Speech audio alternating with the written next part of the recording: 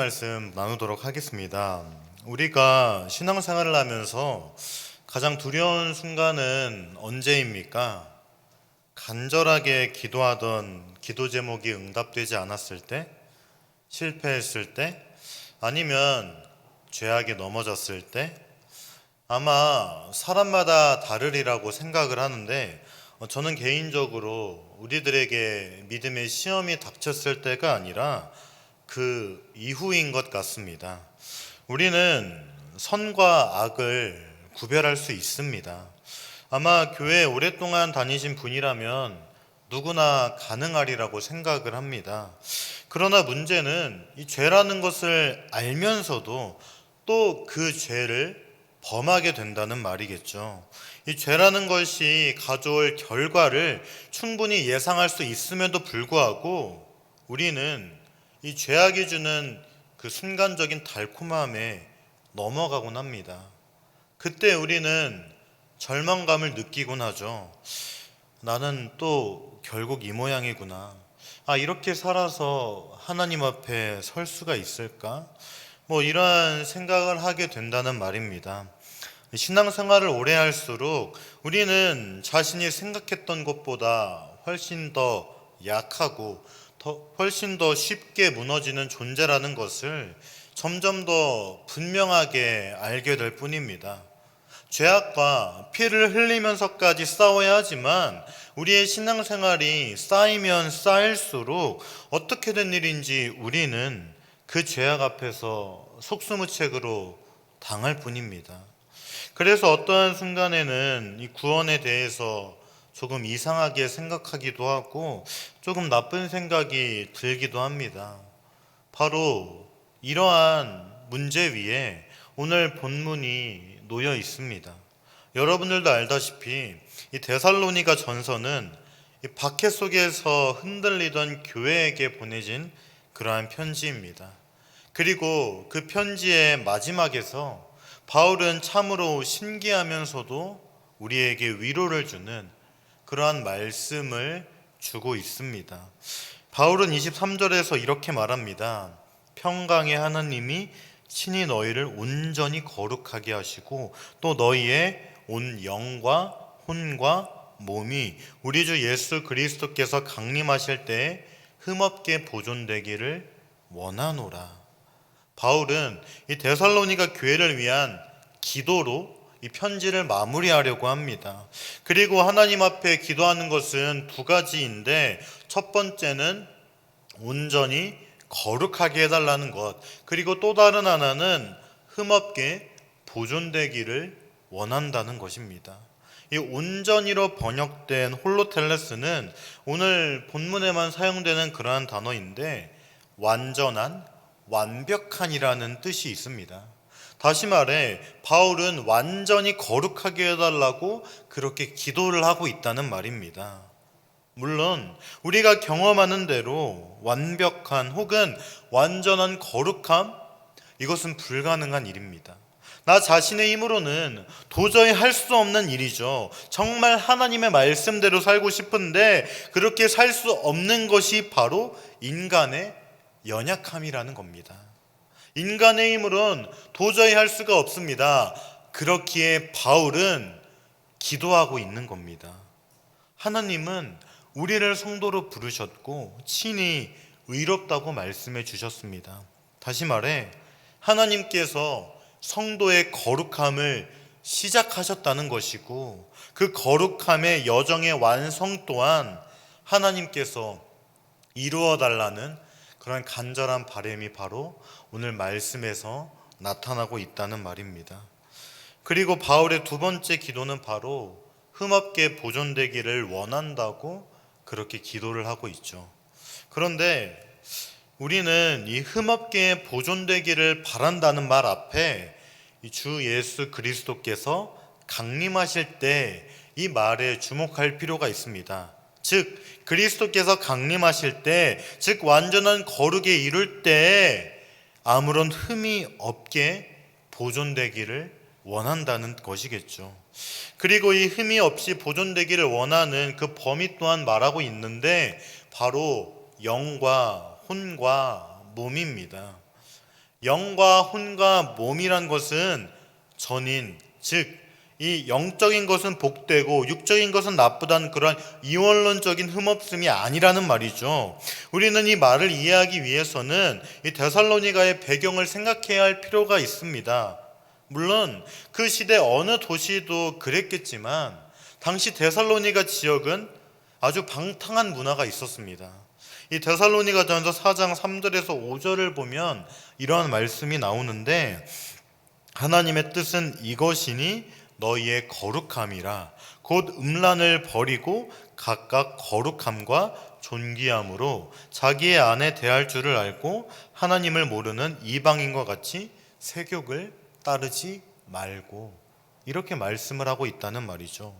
이 데살로니가 4장 말씀에서도 동일하게 이 거룩함이라는 단어를 사용하고 있습니다. 그리고 이 데살로니가 안에는 이 방탕한 문화가 뿌리 깊게 내려져 있던 것을 우리가 생각할 수 있습니다. 그러한 문화 안에서 이 데살로니가 성도들은 그 문화에 휩쓸렸기에 쉽게 음란함과 방탕함 그리고 세욕을 따르며 살았다는 말입니다. 바울은 이러한 상황 안에서 하나님께 이 데살로니가 성도를 위해서 간절하게 기도하기를, 예수님께서 다시 오실 그때까지 이 데살로니가 성도님들의 신앙이 굳건하게 되기를 기도하고 있으며, 동시에 육체적으로도 방탕함에 이르지 않으며 거룩함을 쫓기를 원한다고 그렇게 기도를 하고 있는 겁니다. 어떻게 보면 참으로 은혜로운 것 같습니다. 바울의 이 데살로니가 교회를 향한 사랑이 느껴지고, 또한 데살로니가 성도들이 이 구원의 여정 끝까지 거룩하게 살아가기를 염원하는 이 바울의 마음 또한 간절하게 느껴집니다. 그런데 우리가 한번 생각을 해보죠. 우리가 이 기도한 대로 이루어지면 참 좋겠습니다. 이 기도라는 것은 하나의 염원 혹은 이 바라는 것이라고 볼 수 있을 것 같아요. 그런데 이 신앙생활이라는 것이 그렇게 쉬운 것이 아닌 것을 여러분들도 잘 알고 있을 것 같습니다. 우리가 바라는 것과 실제로 이루어지는 것은 현실적으로 보자면 전혀 다른 이야기처럼 느껴지기 때문입니다. 그렇지 않습니까? 누가 그렇게 살고 싶지 않겠습니까? 정말 온전히 거룩하게 살고 싶고 예수님을 다시 만날 때까지 우리가 흠없게 사는 것, 그것이 우리의 소원이고 간절히 바라는 것임을 어느 누가 부정할 수 있겠습니까? 그런데 문제는 그렇게 살아야 한다는 것은 알고 있지만 그렇게 사는 것이 정말 힘들다는 말이죠. 그런데 바울의 말은 우리의 이런 현실 앞에서 아주 강력한 말씀을 던집니다. 바로 24절 말씀에서 너희를 부르시는 이는 미쁘시니 그가 또한 이루시리라, 이렇게 말씀하고 있습니다. 바울은 구원을 이루시는 하나님께서 구원의 완성까지 다 이루신다는 것을 분명하게 말하고 있다는 겁니다. 죄와 피 흘리기까지 싸우며 거룩함을 이루어가는 것은 인간의 책임인 것은 부정할 수 없는 사실입니다. 그러나 인간의 힘으로는 이것이 정말 힘들고 어려운 일임에는 틀림이 없는 겁니다. 그렇기에 바울은 이 죄악과 피 흘리기까지 싸우는 이 구원의 여정, 이것을 완성하시는 분은 바로 하나님이심을 분명하게 인식하고 그것을 데살로니가 성도들에게 분명하게 전하고 있습니다. 그리고 하나님은 반드시 이것을 완성하실 것이라고 아주 자신 있게 기도한다는 말이죠. 즉 바울의 기도는 하나님에 대한 완전한 이해로서 가능했다는 말입니다. 그리고 바울이 생각한 하나님은 어떠한 분이십니까? 바로 하나님은 미쁘신 분입니다. 이 미쁘시다라는 것은 신실하다, 진실하다 혹은 믿을만하다 이러한 뜻으로 볼 수 있는데, 하나님의 미쁘심은 아마 여러 군데에서도 찾아볼 수 있으리라고 생각을 합니다.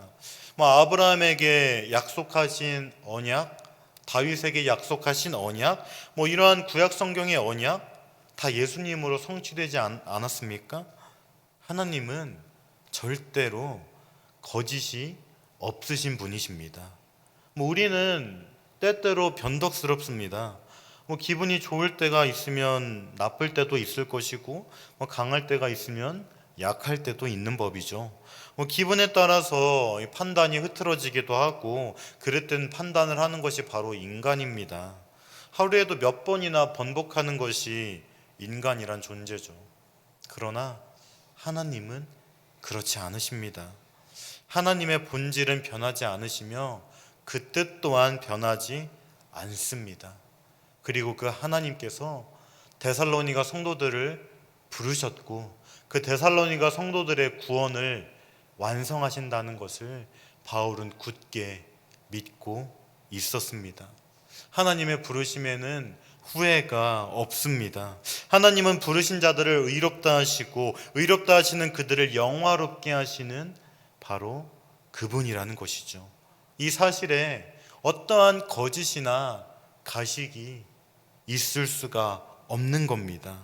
자, 그렇다면 이 하나님께서 데살로니가 성도를 반드시 거룩하게 하시고 끝까지 보존하게 하셔서 예수님께서 다시 오실 그때까지 흠없게 보존하신다는 것은 당연한 사실입니다.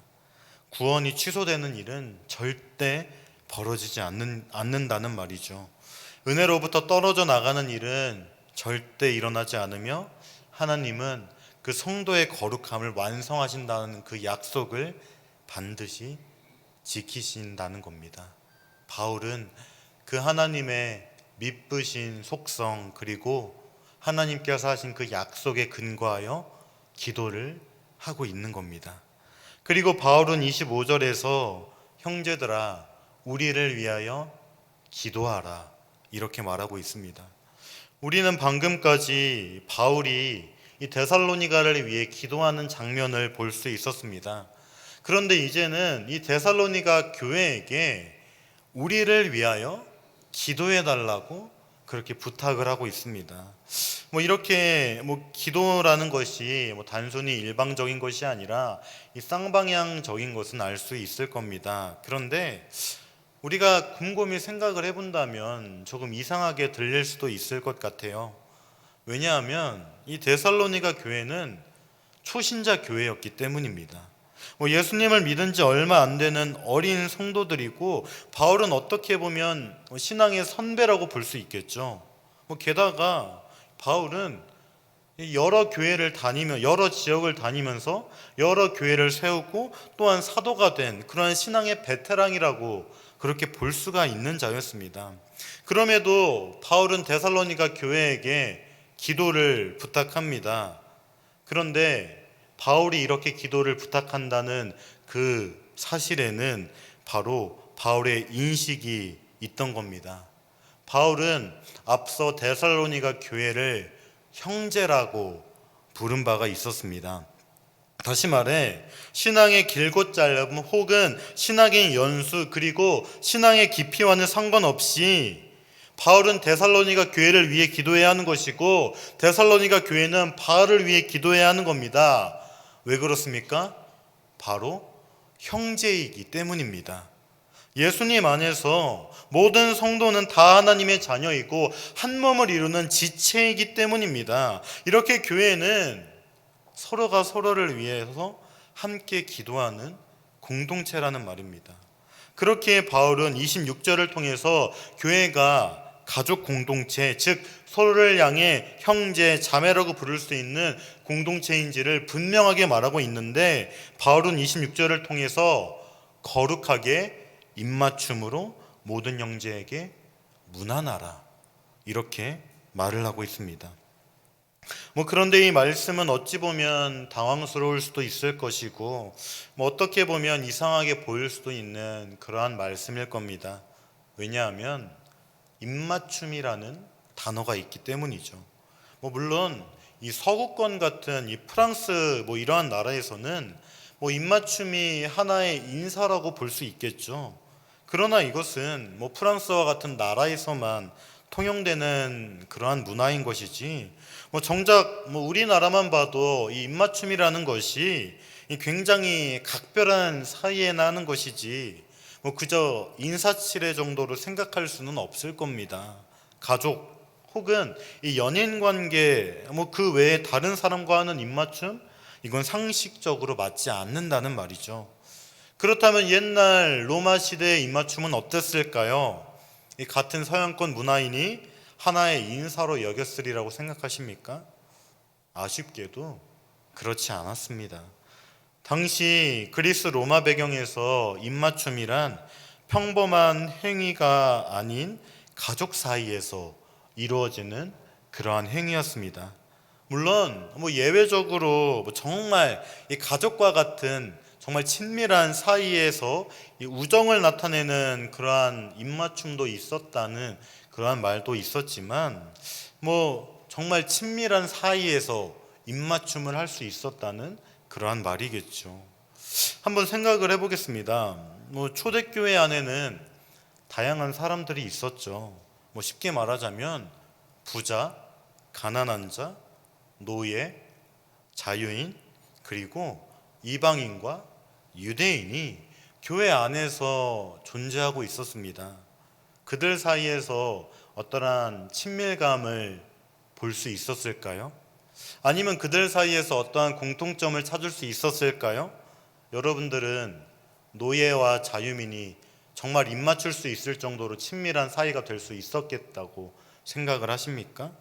현실적으로 보면 불가능한 일인 겁니다. 이 세상의 기준으로 보면 말도 안 되는 겁니다. 그렇기에 바울은 단순한 입맞춤이 아니라 거룩한 입맞춤이라고 그렇게 말을 하고 있는 겁니다. 세상과 다른 전혀 다른 입맞춤, 예수 그리스도를 믿음으로 어떠한 능력, 조건, 신분과는 상관없이 그저 은혜로 하나님의 자녀가 되는 권세를 얻은 사람들의 모임, 그리고 주 안에서 서로를 향해서 한 가족, 형제, 자매라 부를 수 있는 한 가족을 이루는 그런 공동체를 보여주는 것이기 때문에 바로 거룩한 입맞춤이라고 바울은 그렇게 말을 하고 있다는 말입니다.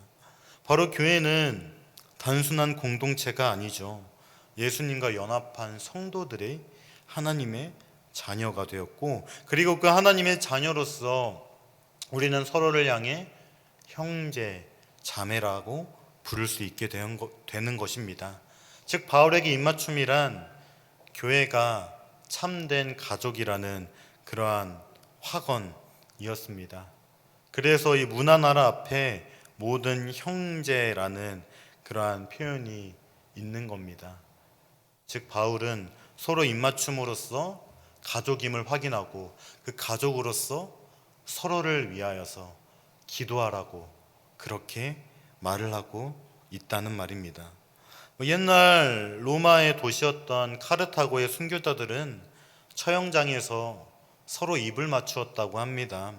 하나님의 자녀로서 서로를 향해 격려를 해주었던 것이고, 죽음이 끝이 아니라고 그렇게 입맞춤으로써 격려를 해주었던 것이죠. 그리고 바울은 27절에서 내가 주를 힘입어 너희를 명하노니 모든 형제에게 이 편지를 읽어주라, 이렇게 말을 하고 있죠. 이제 편지의 마지막을 달려가고 있습니다. 그리고 바울이 마지막까지 놓지 않은 그 표현이 있다면 바로 형제입니다. 바울은 이 모든 내용을 다 읽어주며 모두가 알게 할 것을 엄중히 당부합니다. 어떻게 보면 바울은 지금 자신이 직접 그들에게 가서 여러 가지를 가르쳐 줄 수 있는 그러한 처지가 안 되었기 때문이라고 그렇게 볼 수도 있겠죠.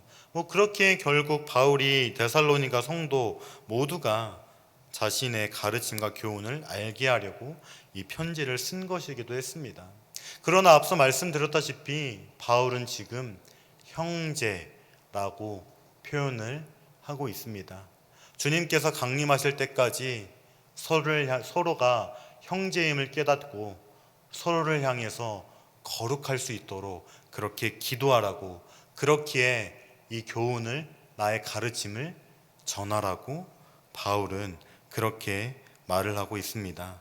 그렇게 바울은 내가 주를 힘입어 너희를 명하노니 이렇게 말씀을 하고 있다는 말이죠. 그리고 바울은 마지막으로 28절에서 우리 주 예수 그리스도의 은혜가 너희에게 있을지어다 이러한 말씀으로 이 데살로니가 교회를 향한 편지를 마치고 있습니다. 바울은 그들에게 서로 문안 인사하라고 그렇게 권면한 후에 이제는 자신의 문안 인사를 전합니다. 그리고 바울의 편지는 바로 이 교회에서 행해지는 축도 이러한 형태로서 편지를 마무리하고 있죠. 우리에게는 흔한 말이라고 할지라도 바울에게는 전혀 그렇지 않았습니다. 자신의 심령 깊은 곳에서 진정으로 소원하는 것을 그대로 표현하는 것이겠죠. 그렇기에 바울은 예수 그리스도의 은혜를 언급하고 있는 겁니다. 하나님은 믿는 자들에게 선의를 보이시고 은총을 보이십니다. 하나님이 데살로니가 교회를 사랑한다는 것, 그것이 어떻게 가장 강력한 증거가 될 수 있었죠? 바로 하나님께서 예수님을 데살로니가 교회를 위해 주셨기 때문입니다. 그리고 그 하나님께서 주신 예수님의 은혜가 이 데살로니가 교회에 있기를 간절히 바란다고 그렇게 바울은 오늘 편지의 마무리를 그렇게 한다는 말입니다. 이것은 하나님이 행하시는 모든 일을 포괄하는 단어 중 하나이며 바울은 이 데살로니가 성도들에게 하나님의 사랑이 임하기를 간절히 바란다는 뜻입니다. 사랑하는 성도님들, 오늘 이렇게 데살로니가 편지의 마지막을 보았습니다. 오늘 말씀이 여러분들에게는 어떻게 들리셨습니까? 그리고 이 데살로니가 성도들에게 바울의 이 편지는 어떻게 들렸을까요? 바울은 처음에 데살로니가 성도들에게 거룩에 관해서 말했습니다. 이 데살로니가라는 도시는 이 지리적으로는 부족한 것이 아무것도 없는 곳이었습니다. 장엄한 자연경관, 군사적인 요충지, 물질적으로 풍요로울 수밖에 없었던 항구 도시, 이 모든 것이 데살로니가라는 지역이 갖고 있던 이점이었습니다. 게다가 많은 자치권과 특권을 누렸던 곳입니다. 그러나 그것과 동시에 수많은 유혹 또한 도사리고 있었습니다. 폭력적인 문화, 물질 만능주의, 그리고 특별히 음란한 문화가 바로 데살로니가 이 지역에 있었다는 말입니다. 게다가 로마 황제를 주라고 고백하고 주로 섬기기만 한다면 안전이 보장되는 그런 황제 숭배 사상 또한 아주 만연하게 퍼져 있었습니다. 이 데살로니가라는 도시, 그리스도인으로서 살기가 참으로 쉽지 않은 그러한 도시였음에 틀림이 없습니다. 수많은 유혹이 도사리고 있는 것이 바로 데살로니가라는 곳입니다. 그러나 바울은 이러한 곳에서 거룩하라고 그렇게 말을 하고 있습니다. 믿음이 성숙한 사람도 힘든 일을 이 초신자였던 데살로니가 성도들에게 요구하고 있다는 말입니다. 어찌 보면 이 말은 참 잔인하게 들렸을지도 모르겠어요. 이 그리스도인임이 들통난다면 사람들에게 조롱을 받을 수도 있고 수많은 비웃음, 야유 이런 것들을 당할 수도 있을 텐데 남들과 똑같이 살아간다면 아무런 문제도 없을 텐데 바울은 이러한 데살로니가 성도들에게 거룩하라고, 구별되라고 그렇게 말을 하고 있다는 말입니다. 그런데 이러한 일은 우리 또한 매일 경험하고 있지 않습니까? 이 세상에서 이 거룩함을 유지하는 것이 얼마나 힘든 일인지는 우리는 이 피부로 와닿게 매일매일 느끼게 됩니다. 그리스도인이기에 경험하게 되는 불합리함, 부조리, 손해, 이 모든 것을 겪게 된다는 말이죠. 게다가 내 안에 있는 죄성이 나에게 속삭입니다. 남들과 똑같이 살라고, 너만 특별한 거 아니라고, 눈에 안 띄는 것이 현명하다고, 눈 한 번 딱 감고 그냥 죄를 저지르라고, 그렇게 살면, 하나님의 말씀대로 살면 너 진짜로 손해본다고, 이렇게 이 죄와 타협하도록 우리 안에 있는 죄성은 우리를 유혹한다는 말입니다. 그리고 세상에 좋아 보이는 것들은 또 얼마나 많습니까?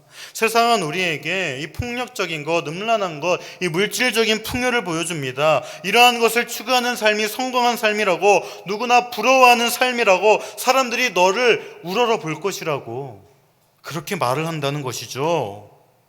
그것을 사로잡기 위해서, 우리는 손에 넣기 위해서 발버둥을 치고 수단과 방법을 가리지 않습니다. 이러한 세상에서 우리가 거룩해질 수 있겠습니까? 세상과 구별됨을 추구하며 살 수 있겠습니까? 이러한 세상에서 예수님이 나의 인생의 주님이라고, 나는 주님만 따르며 살겠다고 이렇게 고백하며 살 수 있겠습니까? 어떻게 우리가 온전하게 거룩해질 수 있겠습니까? 그러나 사랑하는 여러분, 오늘 말씀은 우리들에게 말씀해주고 있습니다. 우리는 할 수 없지만 주님께서 우리의 구원을 완성해 가십니다. 왜냐하면 평강의 하나님께서 친히 우리를 거룩하게 하셨기 때문입니다. 우리를 부르신 그 하나님은 신실하시기에 우리의 거룩함의 완성 또한, 완전한 거룩 또한 주님께서 이루어 가실 것입니다. 하나님은 거짓이 없는 분이십니다. 하나님은 실패하지 않는 분이십니다. 하나님은 실수하지 않으시는 분입니다. 우리를 부른 그 하나님께서 우리를 거룩하게 하셨고 우리를 완전한 거룩으로 이끌어 갈 것입니다. 우리는 이 사실을 믿기에 오늘 또한 넘어짐에도 불구하고 또다시 주님의 은혜로 일어서서 완전한 거룩을 향해 달려갈 수 있는 겁니다. 우리의 힘으로는 불가능하지만 하나님께서 우리를 인도하시고 하나님께서 완성하실 것이고 우리는 그 하나님을 믿기 때문입니다. 아무리 죄악이 우리를 유혹하고 우리가 아무리 죄악 앞에 넘어진다 할지라도 우리는 다시 일어설 수 있습니다. 우리의 영과 혼과 몸은 예수님께서 강림하실 때까지 흠없게 보존되는 그 삶, 주님과 함께 걸어갈 수 있기 때문입니다. 세상과 말씀이 아무리 다르다 할지라도, 세상이 아무리 우리를 유혹한다 할지라도 주님이 다시 오실 때까지 우리는 그 하나님의 신실하심, 하나님의 미쁘심을 믿음으로 살아갈 수 있는 겁니다.